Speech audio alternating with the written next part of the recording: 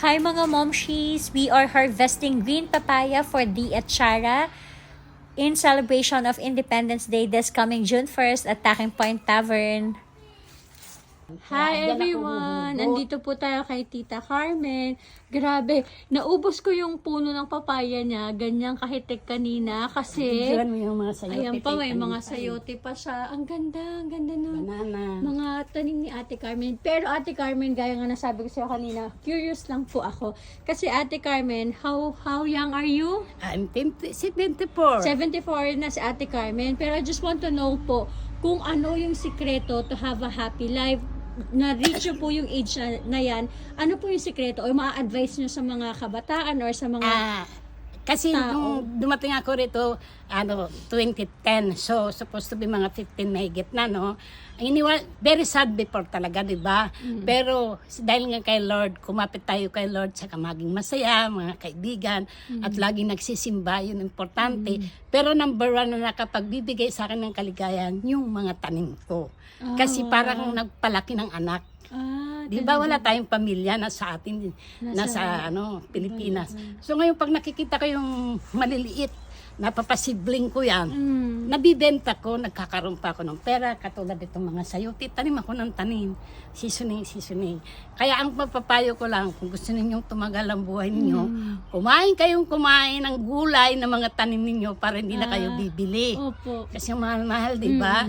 So ngayon tingnan mo, nung una, isang papaya lang yan natumba, iniyakan ko yan. Ngayon sabi ko kay Lord, bigyan mo naman ako ng papaya kasi para makashare naman ako sa aking mga kababayan. Alam mo, binigay sa akin 7 puno. Oh my God. Alika, may kalamansi pa ako dito.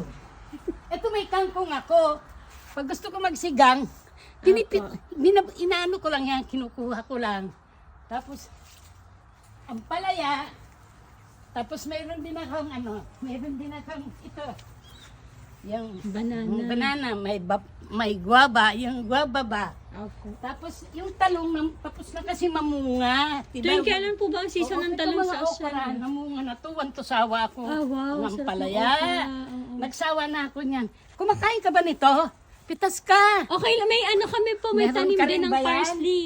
Tapos itong mga sitaw na munga na yan, nagsawa na ako. Inarthritis na nga ako dahil sa puro buto-buto yan eh. Pero masarap. Opo. Tapos ito, Ang grabe, ang daming ito tanim yan, ni Tita. pinaglilibangan ko. Nagtanim na naman ako ng panibago lab. Kasi para pag dumating ako, tutubo na yan. Kailangan meron ka ng reserbang mga ganyan. Nakatanim na. In case para pagka kasi yung sayote, hindi namimili yan ng Season. Opo, kahit anong season, tumutubo po talaga siya. Yan, paikot Ayan, yan lang. oh, Puro sa sayote. gilid lang ako. Puro lang sa gilid. Ito sa paya namin. Tapos yung asawa ko, ginawa na ko ng, para bang sa ulan. Nakita mo yung drum na Parang yan? rainforest, na Oo, water. yung mga drum na yan. Opo. Para save ako galing sa na tubig. opo. Kasi yung mahal-mahalang tubig dito, nagbabayad ako 100 plus. Sino mo yung mga sayote ko? Mga nag-hiding yan. Pero kita mo naman, di ba? Coming soon na naman yan. Ate Tapos- Carmen, anong masasabi mo? Last na. Ang masasabi ko lang, enjoy mo na lang katulad sa akin, 74 na ako. Who knows, maput ba ako ng 90? Thank you, Lord. Yes, abot So yan, that's Tita. one ang gusto mo, very happy, friendly, sa magpakatotoo. Yun ang importante. Thank you po, Ate Carmen. Thank you for watching mga kamomshies!